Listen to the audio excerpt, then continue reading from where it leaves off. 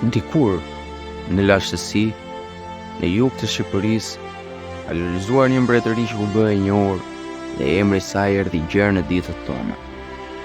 Ajo quhej mbretëria e Epirit. Aty banonin e luftonin epiotët. Një fis i madh dhe i fuqishëm i lirë, cilët i kishte bashkuar, forcuar e përgatitur për punë për luftë, mbreti që u bë legjendë. Piroja i Epirit. Lindi Piroja, zana që e pritën vore se në gjoksin e tij të vogël kishte një shenjë bojkafe në formën e shpatës. Zanat e morën në duar foshnjën dhe vrapuan te babai i Piros duke thirrë: "Ky do të bëhet trim! Ky do të bëhet trim!" Nëna e tij e mori në duar, e puthi në ballë dhe i tha të shoqit: "Perëndit kanë thënë që biri ynë do të bëhet luftëtar e do të ndjek rrugën tënde. Ai do ta bëjë më të madhe e më të fortë mbretërinë tonë. Do të jetë aq shtrim sa para tij do të bien shumë krahina e shtete dhe do të bërgjunjën shumë udhëheqës e mbretër." Këtë më tha në ëndër një angjëll. "Atëherë u mendoj që emrin të vram Pira. Si thua ti?" "E gëzoft," u përgjigj gruaja e përlotur nga gëzimi. Ndërsa Piroja i vogël hidhte hapat e para e rritej duke luajtur me shokët, gjithë epiotët forconin muret mbrojtëse të qyteteve. Ndërsa Piroja mundej me shokët lëndinave dhe i vinte poshtë me një dorë, rreth qyteteve hapeshin kanalet e pakapërcyeshme që mbusheshin me ujë. Ndërsa Piroja ndeshej me shpata me shokët dhe i forcoheshin muskujt e i bëheshin gur, ushtarët e periodës stërviteshin nga mëngjesi në mbrëmje e nga mbrëmja në mëngjes. Ndërsa Piroja mësonte të shtinte me harke me shigjet e qëllonte gjithmonë në mes të shenjës, e periodët ktheheshin fitimtar nga betejat. Kështu Piroja u rit dhe u bë trim e burr dhe i shkoja në mban e Epirit, i lirisë dhe më tutje akoma.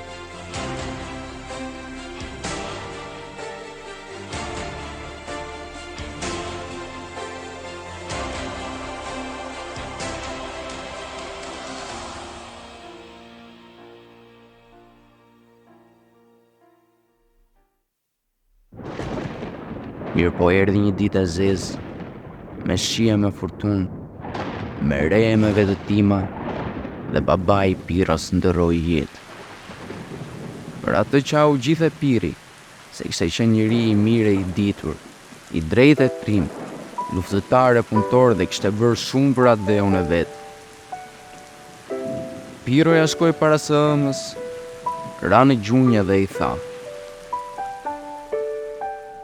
"Mamaja ime, o nëna më e mirë dhe më e bukur në botë.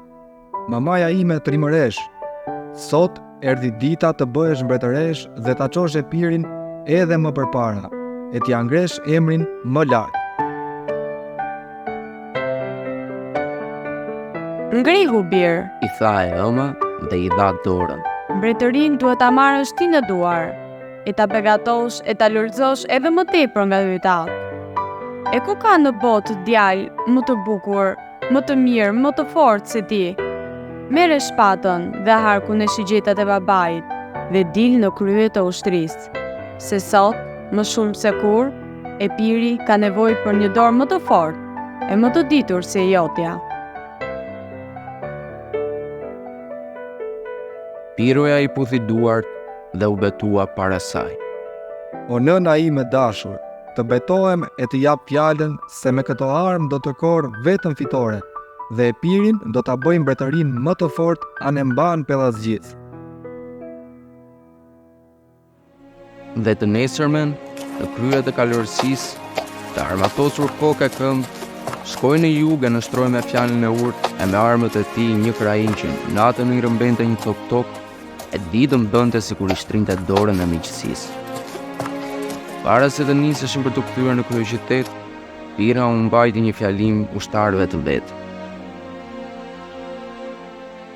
"Me ushtar si ju, unë jam gati të pushtoj botën." u tha ai. Ushtarët thirrën një zëri sa u tundën dhe fushat dhe male. "O Piroja jonë i madhe dhe i pogëshëm, Ti je shqiponjë. Faleminderit vëllezër. Në qoftë se unë jam shqiponjë, ju jeni krahët e mi, se shqiponja sado e fortë që të jetë nuk fluturon dot pa krah. Dhe kur u kthye në finiq, sendet e luftës u andau luftëtarëve dhe për vete nuk mori asnjë maj gjilpëre. Një tjetër krahin ngriti krye dhe donte ta shkatëronte Epirin nga brenda. Mirë po sa e mori vesh Piroja, shkoi në krye të ushtrisë dhe i pushtoi të pabesët dhe tradhtarët. Duke u kthyer në finiq, ra në një fushë të shkret ku nuk rrithte asnjë burim e asnjë curir me ujë. Ca nga betejë që bën, e ca nga lodhja e madhe, ushtarët u zhuritën nga etja dhe s'qëndronin dot në këmbë. Piroja nisi janë e mban lajmëtarët me lajmërime në krajën e duar që të gjenin ujë.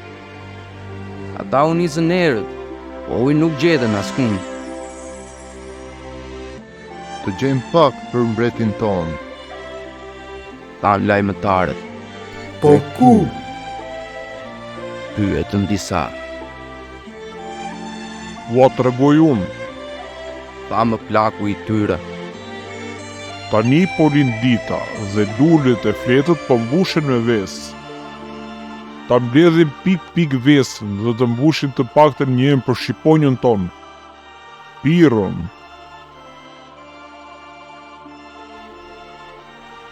dhe ashtu bën. Thyen të gjithë në blete flutura, me mundime të mëdha mbushin gjerë në gryk një enë. Vajtën përpara mbretit, i dhanë enën me ujë, dhe Piroja deshi të pinte se e do gjetja. A gjetët ujë për të gjithë? Jo, mbretin, vetëm për ju që të pakfes, a për të suaretin. Kur s'ka për të gjithë ushtarët, nuk ka as për mbretin. U tha Piroja dhe hapi enën me vesë, e ngriti lart kokë poshtë dhe e derdhi të gjithë vesën që trimat e tij mezi e kishin mbledhur. I gjithë kampi bërtiti. Rof Piroja, buri më i madh, më trim e më i nderuar.